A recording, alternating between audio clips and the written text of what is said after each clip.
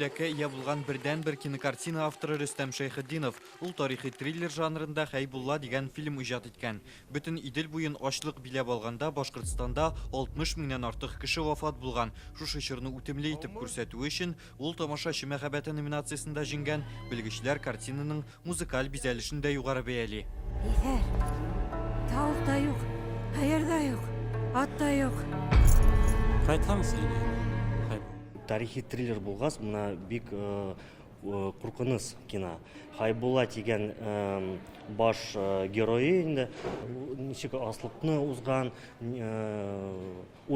микәнме ул, мына ул уже зритель карый инде. Иҗат эшләре ничек туа, әти-әни һәм бала мөнәсәбәте, туган илгә мәхәббәт, фильмнарның темалары гаять төрле. Гомумән быел кинопремиягә Россиянең 30 төбәгеннән 230 эш җибәрелә һәм алар арасыннан бары тик 35-не генә сайлап алып, ябылу тантанасына чакыралар. Oğlum işini bitirdiler mi? Bitirgəç bu yerlər də uşaq bitkən bitində.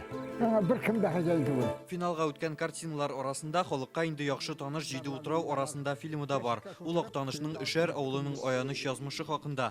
Түбән Кама ГЭСын төзегәндә мондагы авылларга су басу куркынычы яный, бөтен халык шәһәргә күченә. 83 яшьлек Габдулла Хәйбуллин гына кала. Бәхеткә туган җирен су басмый, читкә таралган якташлары гына кире әйләнеп кайтмый инде. Авыл темасында мында туганлык темасында, мында милләт темасында, мында байтак кына темаларны күрергә мөмкинлек тапты тамашачы, Аллага шөкер. Сосновый ключ фильмы Чистайдагы ташландык керәшен авылын режиссер Чебен җил чикерткә тавышы ашагына күрсәткән. Чынбарлыкка үзенчәлекле карашы өчен ул махсус призга ия. Алар бит инде теге авыл битегенә түгел, ул бит инде милләт тә бит дигән сүз, ул татар телдә бит дигән сүз. Бер яктан сиңанда керәсе килә ул өйләргә карарга, икенче яктан анда бик куркыныч әйтелгән. Чөнки анда гомер беткән. Алтын тәлинкә премиясының приз фонды быел 2 миллион сумнан артык. Бу илебез төбәкләрендә кино төшерүне җәелдерү өчен яхшы мөмкинлек ди оештыручылар. Башкортстан кинематографында, Якутия кинематографында бик күп игътибар бирелә.